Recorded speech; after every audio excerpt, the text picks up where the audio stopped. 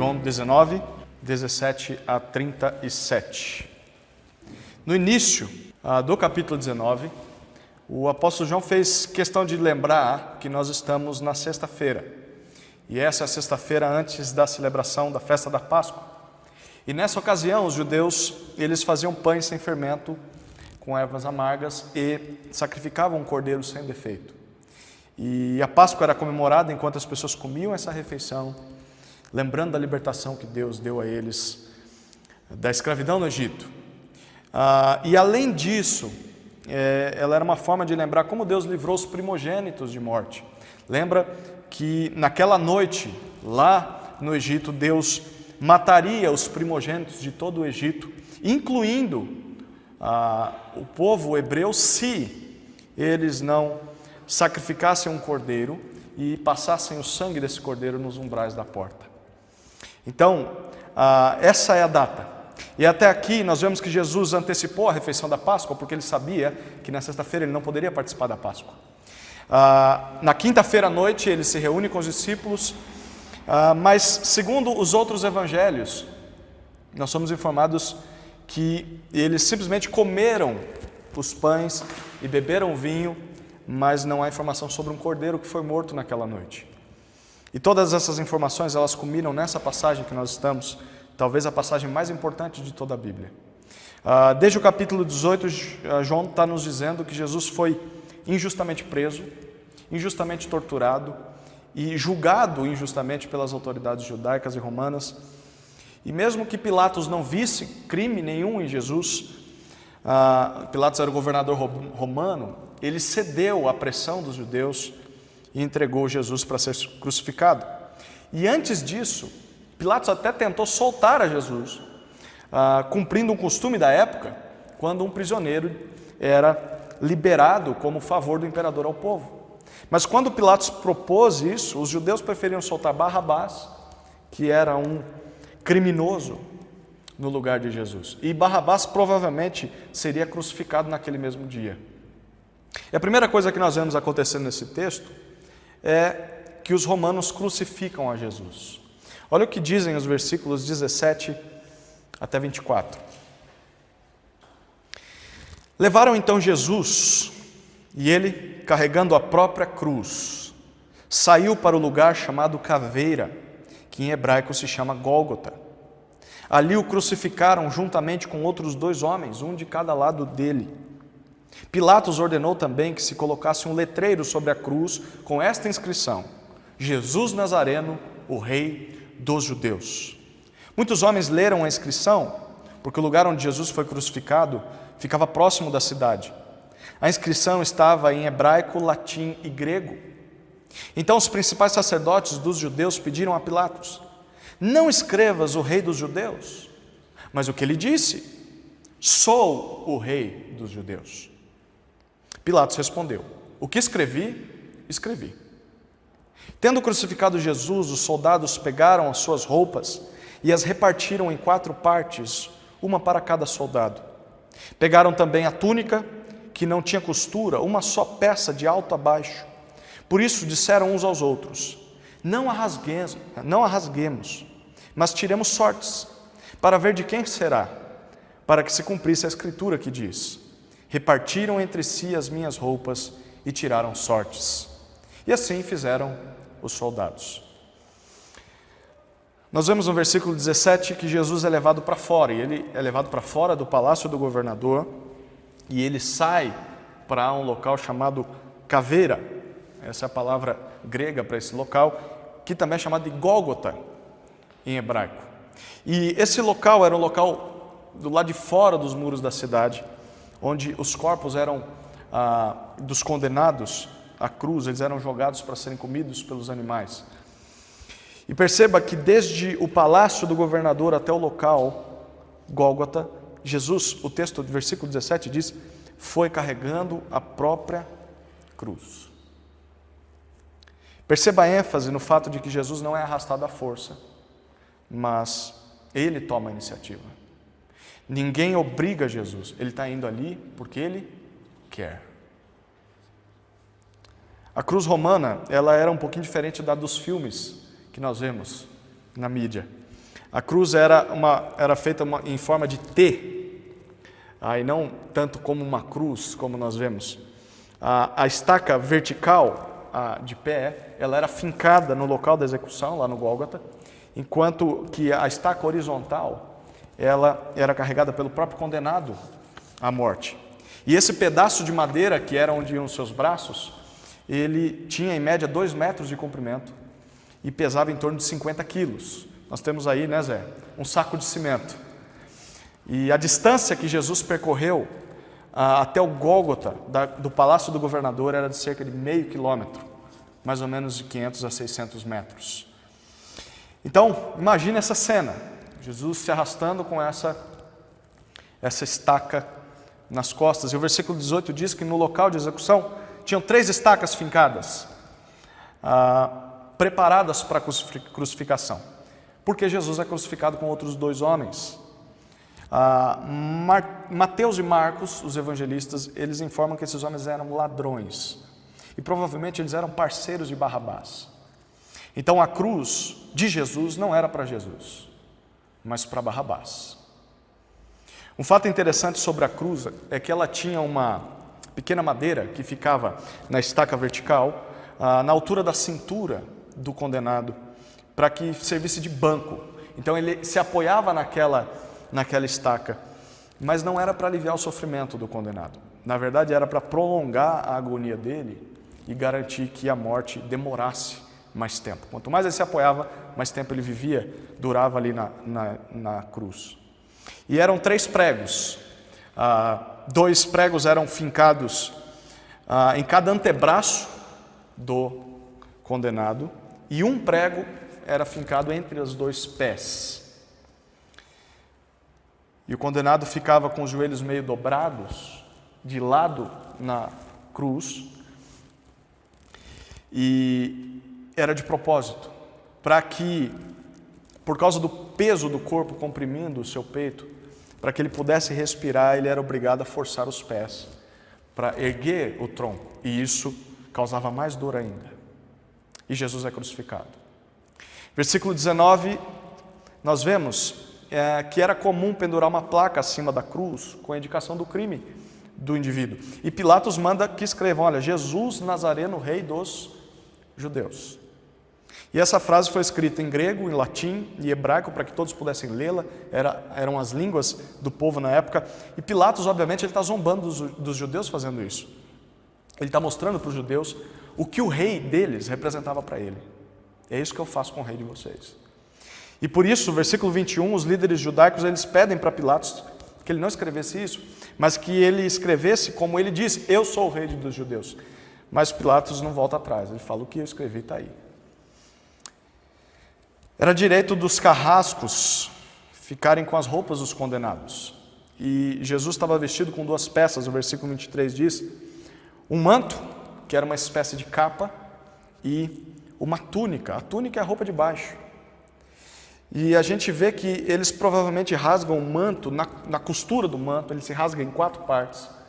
E cada soldado fica com um pedaço desse manto. Mas eles não fazem a mesma coisa com a túnica. A pergunta é por que eles não fazem a mesma coisa com a túnica? Porque a túnica, o versículo 23 diz, ela não tinha costura.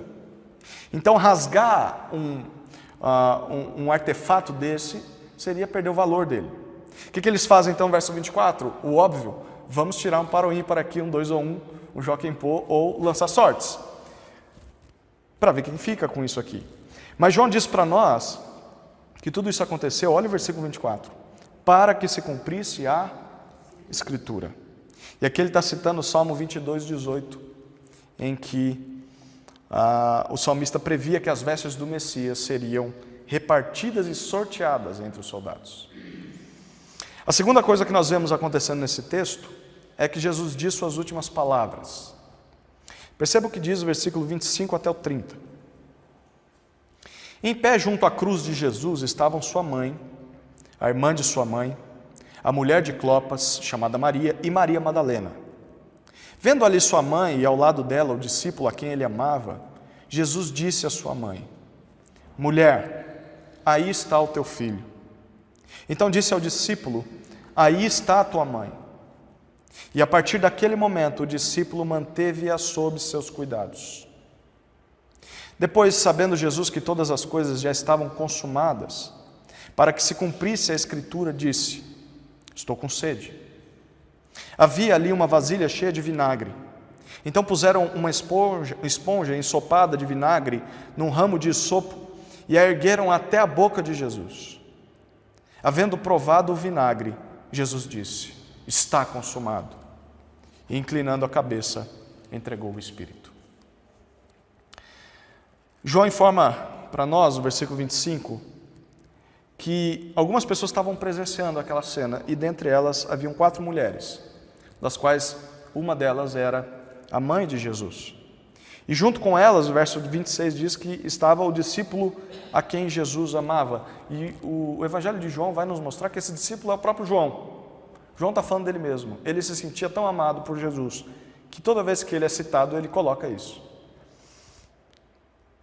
E quando Jesus, na cruz, ele olha para sua mãe, ele diz para ela: aí está o teu filho.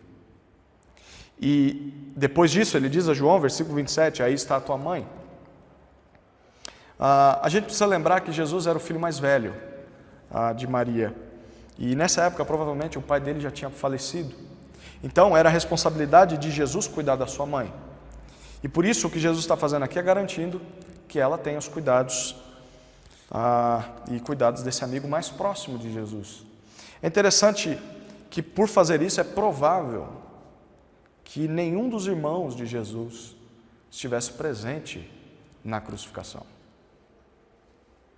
Aliás, esse é o único discípulo que é descrito como presente na crucificação. Você não vai achar nenhum outro vendo Jesus sendo crucificado. E desde esse dia, o versículo 27 diz que o discípulo amado manteve Maria sob seus cuidados. É por isso que os escritos de João são tão profundos e tão vívidos sobre Jesus. Ele viu essa cena. E nós vemos no versículo 28 que Jesus dá sua segunda fala na cruz. E ele diz: estou com sede. Faz sentido a boca de Jesus estar seca. Eu estou falando com vocês aqui há 10 minutos e minha boca já está seca. Mas pense aqui, Jesus, nesse momento, já passava do meio-dia. E Jesus está desde a madrugada se defendendo. E desde cedo apanhou, carregou a cruz, andou por meio quilômetro, enfim. Então, João diz para nós que ele ficou com sede, mas ele diz que isso aconteceu para que se cumprisse a Escritura. Porque nessa hora Jesus já sabia que tudo já estava consumado, tudo já estava cumprido, terminado. E o versículo 29 nós lemos que havia uma vasilha com vinagre ali, provavelmente era um vinho azedo que os soldados romanos tomavam enquanto crucificavam as pessoas, depois tiravam da cruz. Era a maneira deles aproveitarem o momento. E quando os soldados ouvem que Jesus está com sede, eles molham uma esponja com esse vinho azedo e eles erguem até a boca de Jesus com um ramo de isopo. E o texto da Escritura que João está dizendo aqui, que está se cumprindo, é o Salmo 69, versículo 11, que diz: deram-me fel para comer e quando senti sede me deram vinagre para beber. Isso lá, Salmo de Davi, no Salmo 69. E no versículo 30, nós temos a última frase de Jesus antes da sua morte. Depois de provar o vinagre, Jesus diz: está consumado. Essa palavra significa cumprido, está completado. E depois disso ele inclina a cabeça e entrega, rende o Espírito. Jesus morre. Perceba aqui que Jesus não é vencido pela morte. O texto deixa claro que ele se rende à morte, voluntariamente. Antes de dormir, todo bom judeu que se preze, e ele repete o Salmo 31, versículo 5, que diz: Senhor, Deus da verdade, entrego nas tuas mãos meu espírito. Todo bom judeu vai dizer isso à noite. E podia ser costume de Jesus repetir isso todas as noites antes de dormir, e aqui ele faz pela última vez. A terceira coisa que nós vemos nesse texto acontecendo é que os judeus se certificam de que Jesus morreu. Perceba os versículos 31 a 37. Era o dia da preparação.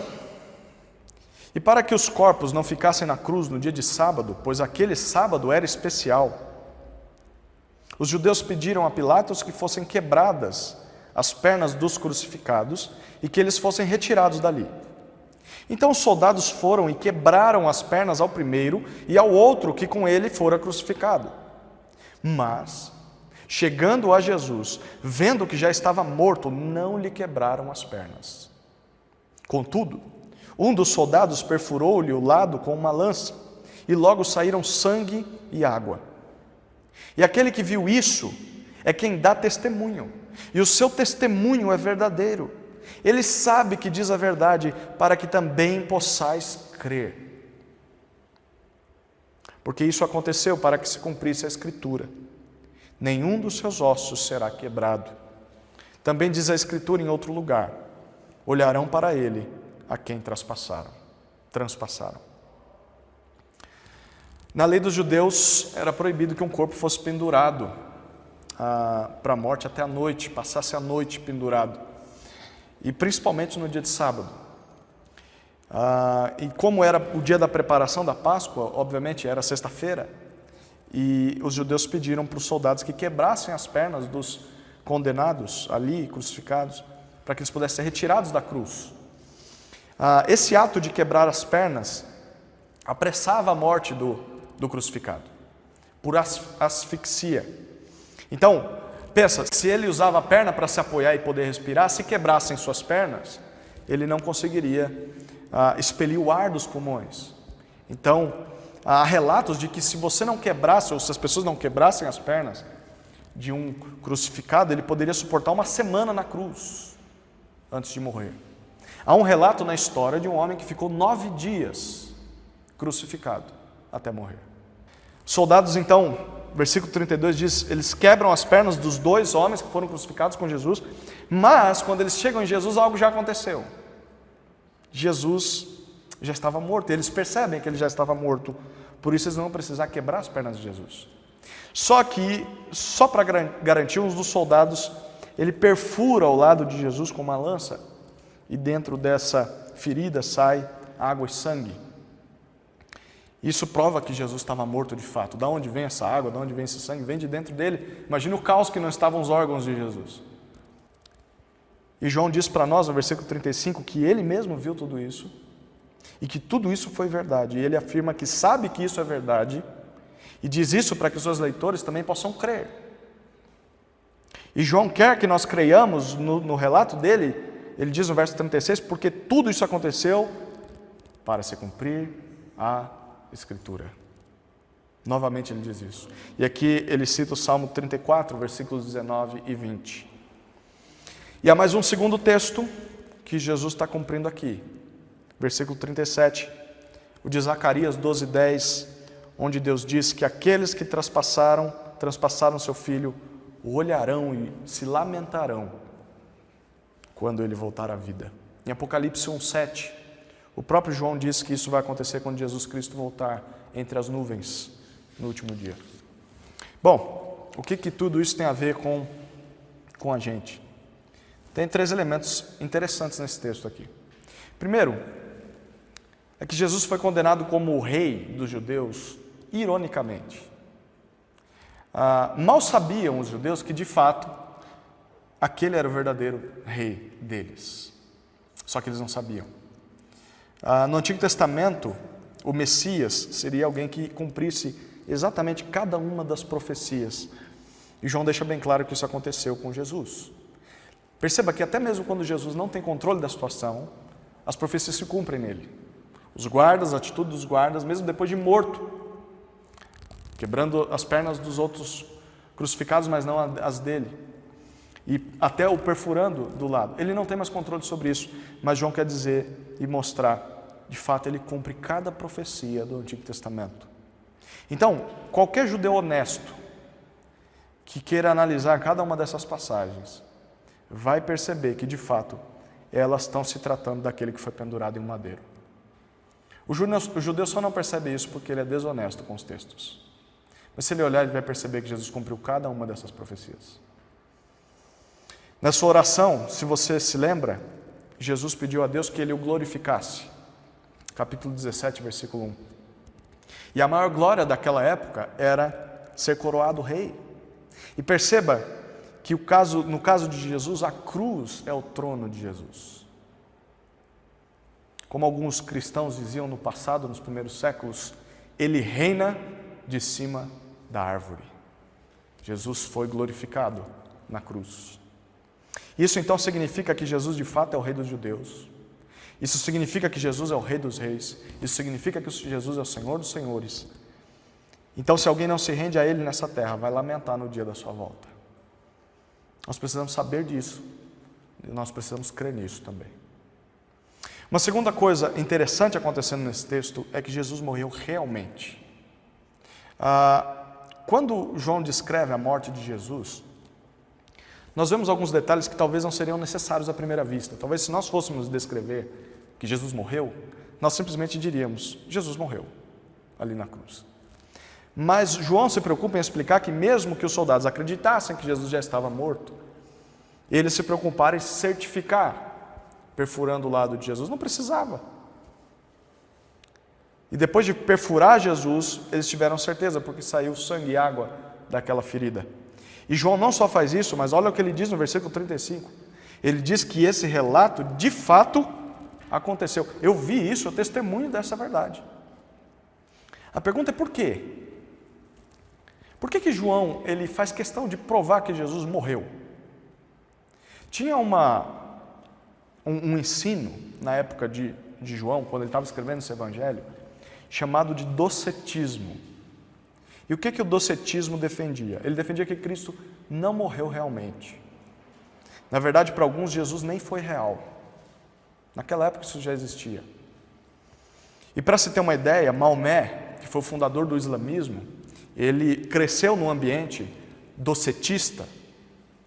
E quando ele escreveu o Alcorão, ele escreveu a respeito de Cristo o seguinte, no Alcorão: não sendo na realidade certo que o mataram nem o crucificaram, senão que isto lhes foi simulado. No Alcorão, Maomé diz que a morte de Jesus foi simulação. Por isso parece que a intenção de João aqui é mostrar que de fato Jesus é real. A morte de Jesus foi verdadeira. Jesus era humano. Jesus morreu de verdade. Mas aí a pergunta que a gente pode fazer é qual o problema de se ignorar isso? A mensagem do cristianismo, se você ignora que Jesus foi real e Ele morreu de verdade, ela passa a ser considerada uma fábula. Ela passa a ser considerada um mito ou simplesmente princípios religiosos.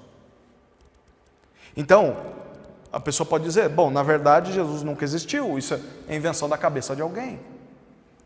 E se Jesus existiu, Ele não foi homem de verdade.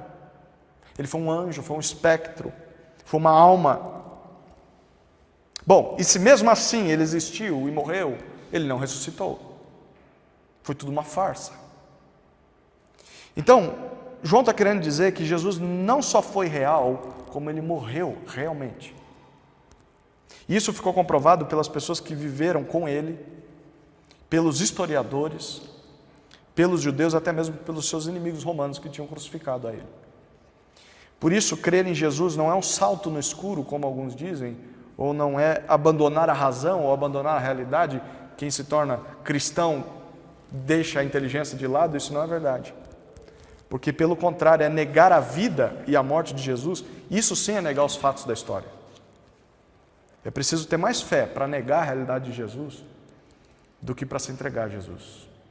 Eu conheço uma pessoa muito querida que negou a fé em Jesus, porque alguém disse que Ele nunca existiu. Essa pessoa não se deu ao luxo nem de tentar provar isso. É só o docetismo sendo ensinado nos dias de hoje. Talvez um terceiro detalhe para nós, e talvez é a parte mais importante desse texto aqui, é que Jesus consumou sua obra verdadeiramente. Lembra que na Páscoa de Israel, comecei com essa história, o cordeiro era sacrificado? Lembra disso? E para que o cordeiro era sacrificado? Por que o sangue tinha que ser passado nos umbrais da porta? Se o cordeiro não morresse, quem iria morrer? O primogênito do lar, da família, até dos crentes. Mas na última Páscoa, Jesus não sacrificou um cordeiro. E a pergunta é, por que Ele não sacrificou um cordeiro? porque o próprio Jesus era o cordeiro que ia ser sacrificado. Então, na cruz, o Filho único de Deus é sacrificado como um cordeiro pascal. E várias partes do texto apontam para isso. Por exemplo, primeiro, quando os soldados servem o vinagre numa esponja para Jesus, o que eles usam? Você lembra aí no verso 29? O que eles usam para que essa esponja chegue até Jesus? Um ramo de hisopo. Você sabe para que servia essa planta?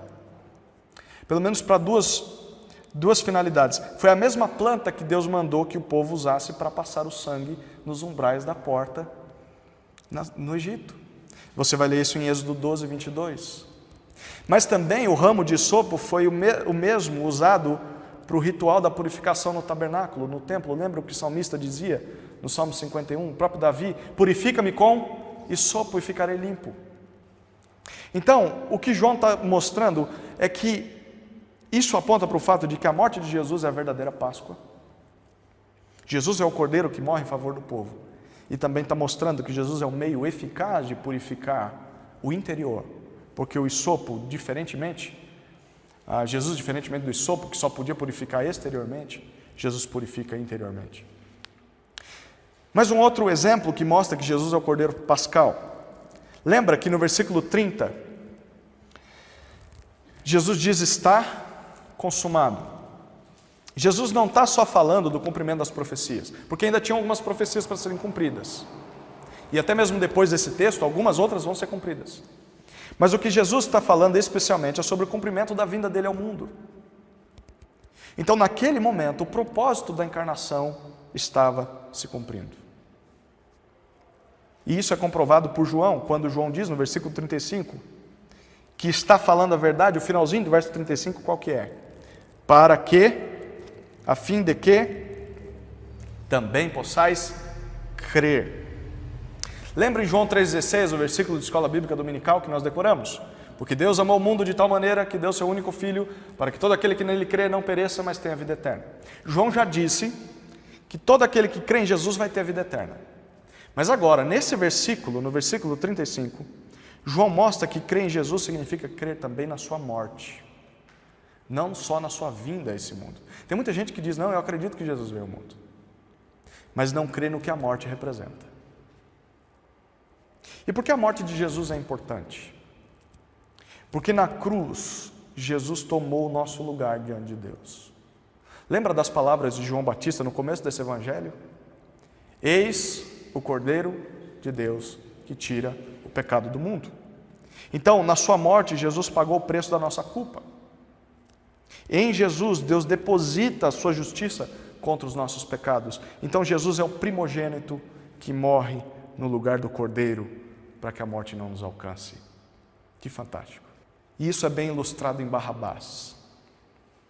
Pense um pouquinho aqui. Lembra que Barrabás estava preso e ele foi liberto no lugar de Jesus? Por que haviam 3 estacas no Gólgota? Porque Barrabás seria crucificado, e justamente ele merecia ser crucificado. Mas você lembra o salmo que João citou sobre os ossos de Jesus? Eu não falei sobre ele, eu pulei ele de propósito. No versículo 36, o Salmo 34, eu queria que você abrisse na sua Bíblia. Salmo 34, versículos 19 e 20. As aflições do justo são muitas, mas o Senhor o livra de todas elas. Preserva-lhe todos os ossos, nem sequer um deles se quebra. Bom, pense um pouquinho aqui no que o salmista está dizendo. Pilatos sabia muito bem que Jesus era o justo daquela história e não Barrabás. Lembra da semana passada, nós vimos ele falando por 3 vezes: eu não vejo nesse homem crime algum. Mas a pergunta então é: por que o Senhor não livrou Jesus das aflições, sendo Jesus justo, como esse salmo diz? O versículo 19 diz: o Senhor livra os justos. E por que o Senhor só preservou os ossos de Jesus? Barrabás merecia ter sofrido aflições e não Jesus merecia. Tudo isso aqui aponta para o fato de que Jesus, o justo, morreu como injusto no lugar de um criminoso. Isso aqui é impressionante. Porque Barrabás estava diante do Evangelho. Barrabás viu uma ilustração viva daquilo que Deus estava fazendo naquela cruz. Não haveria outra aplicação a não ser aquela que João propõe para nós. Tudo isso aconteceu para que possais crer. Diante de Deus nós somos como Barrabás. Nós somos criminosos, merecedores da cruz. Mas Jesus tomou o nosso lugar porque Ele é o nosso Cordeiro Pascal. Então Jesus é digno do nosso amor. Jesus é digno da nossa confiança, da nossa fidelidade, da nossa gratidão. Foi para isso que Ele veio ao mundo. Foi para isso que Ele morreu. E quando Barrabás foi solto, será que Barrabás pensou: liberdade? De jeito nenhum, muito obrigado, eu prefiro voltar e morrer na cruz. Será que foi isso que Barrabás disse? Com certeza não. Qualquer um de nós aceitaria a liberdade em vez da cruz. Mas Jesus tomou o rumo contrário. Ele preferiu a cruz do que a liberdade, para nos salvar. E agora Jesus oferece a liberdade de um castigo muito maior que a cruz, que é a perdição eterna. Glórias a Ele por isso. Amém.